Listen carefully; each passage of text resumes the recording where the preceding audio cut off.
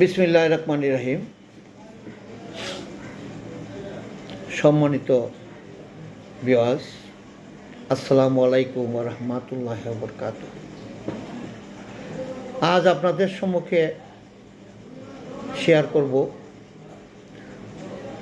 আশুগঞ্জের বৃহত্তর সংগঠন সমন্বিত সংস্কৃতি বিকাশ কেন্দ্র কীভাবে হলো, কেমনভাবে হলো, কার উদ্যোক্তায় হলো, এ বিষয়ে আপনাদের সাথে শেয়ার করব। 1994 সালে আমাদের আশুগঞ্জের কয়েকজন সাংস্কৃতিক ব্যক্তিত্ব, সেরকম প্রয়াত ঈশা খান, একে হাসানুল্লাহ জুয়েল, আওয়াল ভাই, আরও অনেকে, সবার নাম বলতেছি না, তা একত্রিত হয়ে আমরা একটা সিদ্ধান্ত নিলাম যে আমরা সবাই মিলে একটা সংগঠন করলে কেমন হয়। শেষ পর্যন্ত আহসানুল্লাহ জুয়েল ভাই এবং ঈশা খানের স্বাক্ষরিত চিঠি বিভিন্ন সংগঠনকে দেওয়া হলো যে এমুক দিন এতটার সময় বিকালে, অবশ্যই টাইমটা একটু বিকাল টাইমে আশুগঞ্জ লেবার অফিসের মাঠে সভা হবে, আমরা সবাই মত বিনিময় করব, বলব।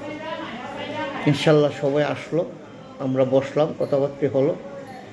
তারপর এক পর্যায়ে সবাই বলল যে আমরা যেহেতু সবাই সম্মিলিতভাবে একটা সিদ্ধান্ত নিয়েছি, আমরা একটা সংগঠন করব, সংগঠনের নামটা কি হবে। শেষ পর্যন্ত মরহুম ঈশা খান ও বলল, যেহেতু আমরা সমন্বিত সবাই একত্রিতভাবে বিভিন্ন সংগঠন একত্রিত হয়ে আমরা সংগঠনটা করতেছি, সেটার নাম দেওয়া হোক সমন্বিত সংস্কৃতি বিকাশ কেন্দ্র আশুগঞ্জ। সবাই সম্মতি দিল। আমরা 21 সদস্য বিশিষ্ট বোধহয় সম্ভবত আমরা একটা কমিটি গঠন করলাম। সেই কমিটিতে সভাপতি হলো আমাদের আব্দুল আল মাহমুদ নজরুল ভাই ডাক্তার, এবং প্রয়াত ঈশা খান সেক্রেটারি, সহসভাপতি কে এম আহসানুল্লাহ জুয়েল, এরপরে মুবারক আলী চৌধুরী, সহ সেক্রেটারি গিয়াসউদ্দিন বাদল, শফিকুল ইসলাম ভূঁইয়া, আরও অনেকে আছে সংগঠনের সবাই। এখানে আমি আগেও একটা পোস্টার আমরা করছি, আপনাদের সম্মুখে সেটা পোস্ট করেছিলাম। আশুগঞ্জের প্রতিষ্ঠাতা কার্যকরী পরিষদের ছবি দিয়ে, যাতে বছরই আমরা বিজয় মেলা করি। প্রচুর দর্শক বিজয় মেলায় আমাদের এখানে 7 দিন ব্যাপী আমরা প্রথম বিজয় মেলা করলাম। 7 দিন 7টা নাটক বিভিন্ন এলাকা থেকে আসলো, আমরাও করলাম মুক্তিযুদ্ধ ভিত্তিক নাটক এবং বড় নাটক, যেটা নাকি রঞ্জন দেবনাথের নাটকগুলো, এগুলো করলাম। চতুর্পাশে ছিল স্টল লেবার অফিসের মাঠে। তখন আপনার সম্ভবত প্রথম অবস্থায় আমরা দক্ষিণ পশ্চিম করে স্টেজটা ছিল, পরবর্তীতে আমরা প্রসার করার জন্য আমরা পূর্ব উত্তর দিকে আমরা স্টেজ করলাম। বিজয় মেলা শুরু হলো, মানুষ, আয় আল্লাহ, এত মানুষ! তখন তো কিন্তু ইন্টারনেট ছিল না, এই ফেসবুক ছিল না, আপনার এই যে কী যে বলে মোবাইল ফোন ছিল না, কোনো কিছু বিনোদন বলতে কোনো কিছু ছিল, শুধু সিনেমাই ছিল।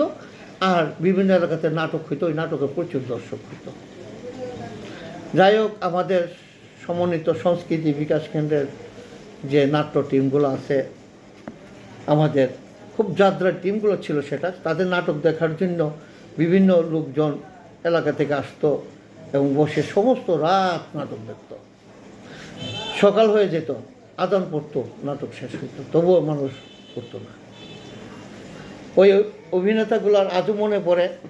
সোহাগপুর থেকে দিন মোহাম্মদ খান, আয়ুব খান, ইব্রাহিম মোল্লা, হারুনুর রশিদ শিকদার, যাত্রাপুরে মুজিবুর রহমান মজনু, এরপরে আপনার আড়াইশিতার মকবুল হোসেন, চর্চার তোলার আমাদের ওই সংগঠনের নাট্য সম্পাদক ছিল আমাদের মোহন ভাই, নুর ইসলাম, এবং ওরা থেকে আব্দুল অকসারও আমাদের সদস্য ছিল।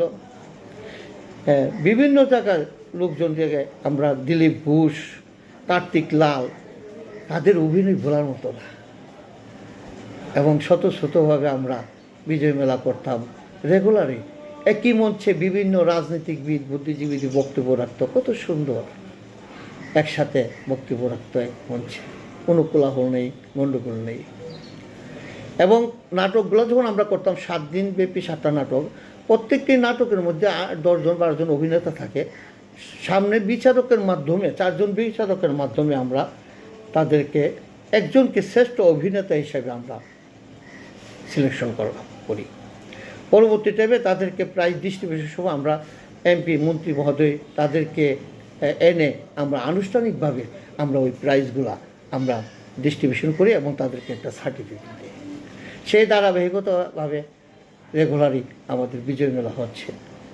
এভাবেই আমরা সমন্বিত সংস্কৃতি বিকাশ কেন্দ্রকে আমরা বিভিন্ন জায়গাতে তুলে ধরেছি। 500-700 সদস্য ছিল আমাদের, অনেকগুলো সদস্য, যেটা থেকে ভোলার মতো না।